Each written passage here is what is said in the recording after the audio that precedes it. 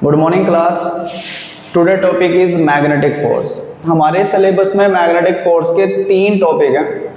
Magnetic force at moving charge in uniform magnetic field, second magnetic force at current carrying conductor, और last magnetic force between two parallel conductors. Force के drive करने से पहले सबसे पहले हमें ये पता होना चाहिए मैग्नेटिक फोर्स की डायरेक्शन निकालने के लिए सिलेबस में कितने रूल्स हैं। तो 2 मेन रूल्स होते हैं, एक फ्लेमिंग का लेफ्ट हैंड रूल और सेकंड रूल हमारा कौन सा है, right hand palm rule 2। Fleming left hand rule के अकॉर्डिंग हमें first finger, middle finger and thumb तीनों को ऐसे स्ट्रेच करते हैं कि तीनों एक दूसरे के रेस्पेक्ट में क्या हो, म्यूचुअली परपेंडिकुलर हो।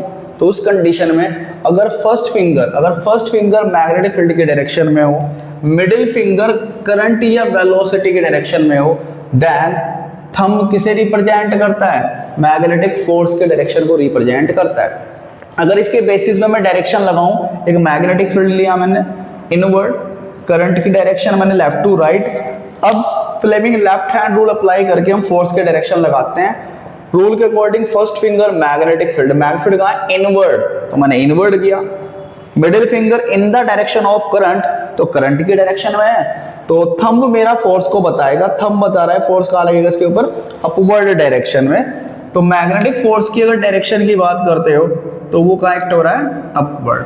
Now right hand palm rule 2 के according right hand palm rule क्या कहता है, अगर हम अपने राइट हैंड को ऐसे स्ट्रेच करें कि थंब कहाँ हो हमारा करंट की साइड, फिंगर्स कहाँ हो in the direction of magnetic field, तो हमारे पाम के ऊपर जो परपेंडिकुलर होता है then represent the magnetic force. Rule के अकॉर्डिंग सेम हम दूसरा ऐसे मैग्नेटिक फील्ड लिया, उसके अंदर एक कंडक्टर रखा, हमने मैग्नेटिक फोर्स की डायरेक्शन फाइंड करना चाह रहे हैं कि दोनों के रूल्स के अकॉर्डिंग सेम आती है डिफरेंट आती है। तो रूल के अकॉर्डिंग फिंगर्स हमें कहाँ करनी है, मैग्नेटिक फील्ड इनवर्ड है तो मैंने इनवर्ड कर दिया, थंब करंट की डायरेक्शन में तो मैंने इधर किया। तो हथेली मेरे पाम कहाँ बता रही है, मैग्नेटिक फोर्स अपवर्ड डायरेक्शन, यानी पाम रूल के अकॉर्डिंग भी इस कंडक्टर पे फोर्स कहाँ लग रहा है, अपवर्ड डायरेक्शन में। दोनों रूल्स के अकॉर्डिंग फोर्स के डायरेक्शन सेम है, आप किसी को भी अप्लाई कर सकते हैं। अब बात करते हैं मैग्नेटिक फोर्स के ड्राइव की। तो फर्स्ट है मूविंग चार्ज के ऊपर मैग्नेटिक फोर्स, इसे मैग्नेटिक लोरेंज फोर्स भी कहते हैं। सबसे पहले मैंने क्या किया, एक्स एक्सिस, वाई एक्सिस और जेड एक्सिस ले लिया और यहाँ पे एक्स वाई प्लेन और एक्स जेड प्लेन को दिखाया।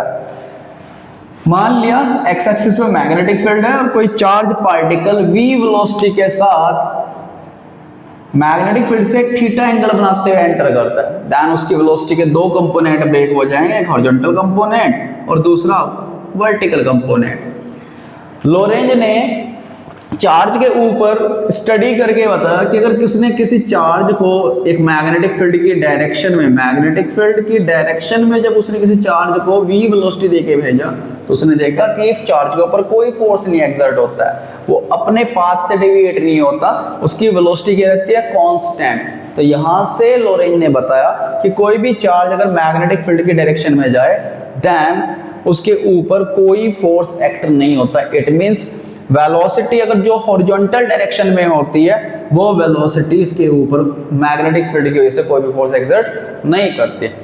इसके बाद उसने परपेंडिकुलर डायरेक्शन में भेज के देखा तो उसने देखा कि जो चार्ज पार्टिकल है अपने पास से डेविएट होता है, तो उसने यहाँ से कहा कि इसका मतलब परपेंडिकुलर कंपोनेंट जो होता है फोर्स एक्सर्ट करता है। इसके बाद उसने एक थीटा एंगल पे जब वेलोसिटी से उसने एंटर कराया तो पार्टिकल अपने पास से डेविएट हुआ, लेकिन उसने तो बताया कि हॉरिजॉन्टल कंपोनेंट की वजह से तो कोई फोर्स एक्सर्ट नहीं होता। तो उसने कहा कि इसका मतलब क्या है कि वेलोसिटी का परपेंडिकुलर कंपोनेंट ही फोर्स एक्सर्ट करता है। और इस बेसिस पे लोरेंज ने कहा कि जो चार्ज पार्टिकल के ऊपर मैग्नेटिक फोर्स लगता है वो खुद चार्ज के मैग्नेटिक फील्ड जिसके अंदर उसने एंटर किया और उसकी वेलोसिटी के परपेंडिकुलर कंपोनेंट तीनों के क्या होता है, डायरेक्टली प्रोपोर्शनल। इसी बेसिस पे स्टेटमेंट बना के लिख दिया, according to Lorentz magnetic force is directly proportional to किसके होता है, Q मतलब चार्ज, B मतलब magnetic field and perpendicular component of velocity. Perpendicular component अगर हम डायग्राम में देखें 3 वेलोसिटीज दिखाई दे रही है, v cos theta and last भी साइन थीटा। ऐसा कौन सा कंपोनेंट है जो मैग्नेटिक फील्ड से 90 का एंगल फॉर्म कर रहा है? तो वो कंपोनेंट कौन दिखाई दे रहा है? v sine theta. तो q b परपेंडिकुलर कंपोनेंट हमने क्या लिया? v साइन थीटा, और हटाने के लिए कांस्टेंट k ले लिया। On the basis of experiment k की वैल्यू कितनी सेटिस्फाई करती है? 1। तो फाइनली हमारा फोर्स का फॉर्मूला बन जाता है q v b sine theta. अगर वेक्टर फॉर्म लिखना हो हमें तो ए बी साइन थीटा क्या होता है? A cross B. तो वैसे ही वी बी साइन थीटा किस फॉर्म में लिख सकते हैं हम? V cross B. इसे फोर्स की हम क्या कहते हैं? वेक्टर फॉर्म कहते हैं। अब यहाँ दो कंडीशन बनती है फॉर मैक्सिमम फोर्स और फॉर मिनिमम फोर्स। तो ये तो पहले भी हम टॉर्क वाले में पढ़ चुके। फोर्स मैक्सिमम हो जाएगा अगर साइन क्या हो आपका? मैक्सिमम। और साइन की मैक्सिमम वैल्यू क्या होती है? 1। कितने डिग्री की होती है वो भी? 90 डिग्री। तो अगर साइन की जगह मैं 1 रख दूं तो फाइनली मैक्सिमम फोर्स क्या निकल जाता है? QVB। मिनिमम फोर्स, अगर साइन मिनिमम देन फोर्स भी मिनिमम होगा। और साइन की मिनिमम वैल्यू क्या होती है हमारी? 0। और कितने डिग्री की है? 0 डिग्री या 180 डिग्री, दोनों की वैल्यू 0 होती है। यानी अगर कोई चार्ज मैग्नेटिक फील्ड के पैरेलल या एंटी पैरेलल एंटर करता है, इन दोनों ही कंडीशन में उसके ऊपर कोई भी फोर्स एक्ट नहीं होता। ओवरऑल 3 कंडीशंस होती हैं जिसमें किसी भी चार्ज पार्टिकल के ऊपर कोई फोर्स एक्सर्ट नहीं होता। पहला, क्या तो वो पार्टिकल रेस्ट में हो, मतलब वेलोसिटी 0, v 0, तो आई थिंक फोर्स भी 0 हो जाएगा। या वो चार्ज पार्टिकल कैसे एंटर करे? पैरेलल, या कैसे एंटर करे उसके अंदर? एंटी पैरेलल एंटर करे। इन तीनों कंडीशंस में मैग्नेटिक फोर्स एक्ट नहीं होता। अगर लोरेंज फोर्स वाला टॉपिक आता है तो चार्ज पार्टिकल अगर दोनों फील्ड के अंदर हो, electrical and magnetic, then net force किसके बराबर होगा? Electric plus magnetic. और आप इलेक्ट्रिक तो पहले से जानते हो, equal to QE, and magnetic हमने भी ट्राई किया QVB साइन थीटा या QV क्रॉस B। तो दोनों के सम के बराबर जो फोर्स होता है उसे क्या कहते हैं? लोरेंज फोर्स कहते हैं। नेक्स्ट टॉपिक पे आ जाओ।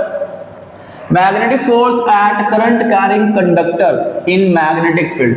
मैंने मान लिया कोई कंडक्टर जिसकी length L, area A, I current है वो कैरी कर रहा था, मैग्नेटिक फील्ड B के अंदर थीटा एंगल पे रखा हुआ है। तो अगर करंट की डायरेक्शन मान लो ऊपर है तो इलेक्ट्रॉन्स करंट के अपोजिट चलते हैं, वो नीचे की तरफ हो गए। और इलेक्ट्रॉन्स की वेलोसिटी को हम क्या कहते हैं? Drift velocity. मैंने BD से रिप्रेजेंट कर दिया। और मैंने मान लिया इसके अंदर क्या है? Number of electron in unit volume. एक यूनिट वॉल्यूम में n इलेक्ट्रॉन। होल वॉल्यूम कितना है कंडक्टर का? V। और टोटल नंबर ऑफ इलेक्ट्रॉन्स इसके अंदर कितने हैं? n। तो यार मैंने निकाला magnetic force at each electron. इसके अंदर के हर इलेक्ट्रॉन पे फोर्स, इलेक्ट्रॉन मतलब चार्ज, और चार्ज के लिए हम ड्राइव कर ही चुके। चार्ज के लिए हमारा फॉर्मूला क्या होता है? QVB sine theta. Same formula मैंने अप्लाई किया QVB साइन थीटा, तो यहां भी कर दिया QVB साइन थीटा। Q मतलब इलेक्ट्रॉन का चार्ज, वो आपको पता है E। V मतलब इलेक्ट्रॉन की वेलोसिटी, वो कितने लेंगे? VD। Finally B magnetic field. ठीक है, साइन थीटा, थीटा एंगल पैदा, तो साइन थीटा। एक इलेक्ट्रॉन के ऊपर इतना फोर्स लग रहा है, अगर कंडक्टर के अंदर मान लो n इलेक्ट्रॉन्स, टोटल इलेक्ट्रॉन्स कितने? n। एक इलेक्ट्रॉन फोर्स लगता है F डैश। अगर इसके अंदर 2 इलेक्ट्रॉन्स होते शायद 2F डैश, और 3 इलेक्ट्रॉन्स होते तो 3F डैश, लेकिन यहाँ n इलेक्ट्रॉन्स है तो जो नेट फोर्स लगेगा कंडक्टर पे वो कितना होगा? NF dash. नेक्स्ट स्टेप, मैंने F डैश की वैल्यू ऊपर से पुट की, और n नंबर ऑफ इलेक्ट्रॉन हमने मान लिया था यूनिट वॉल्यूम इलेक्ट्रॉन कितने? n।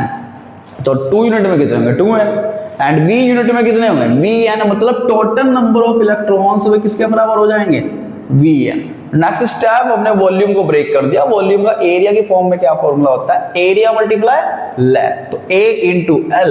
और लास्ट स्टेप, एक फॉर्मूला हमने ड्रिफ्ट वेलोसिटी पढ़ा था, NAEVD।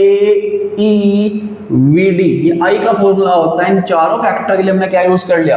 I। और फाइनली हमारा फोर्स का फॉर्मूला बन जाता है F equal to BIL sine theta. F equal to BIL sine theta. Vector form लिखना चाहें तो B क्रॉस IL हम लिख सकते हैं। सेम यहां भी एक बार कंडीशन किसके लिए होगी? Maximum force. और एक बार कंडीशन किसके लिए होगी? Minimum force. मैक्सिमम के लिए यहां भी साइन थीटा कितना होगा? 1, और थीटा कितना होता है? 90 डिग्री। ऐसे मिनिमम के लिए साइन की वैल्यू क्या होगी आपकी? साइन थीटा 0, और वो कितने डिग्री की होती है? क्या तो 0 डिग्री या 180 डिग्री। यानी पैरेलल एंटी पैरेलल की सेम कंडीशंस यहाँ पे बन जाती है। और last topic force between two parallel conductors, उसके लिए हमारा फोर्स का ड्राई आता है म्यू नॉट I1I2 अपॉन 2 पाई r।